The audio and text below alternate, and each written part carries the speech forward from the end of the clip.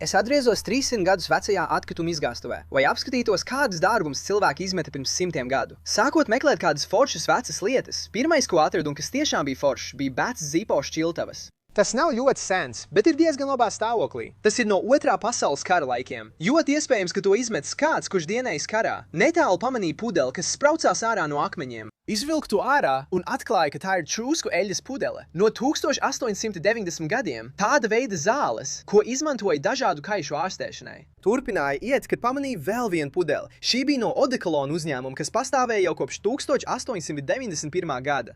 Šī pudele visticamāk bija tikai paraugs, ko pārdeva uz ielas, lai cilvēki nopirktu pilnu partiju. Tieši blakus vecam zilam gradzenam es pamanīju kaut ko, kas izstījās pēc lauksaimniecības šļūtens, kas spraucās ārā no smiltīm.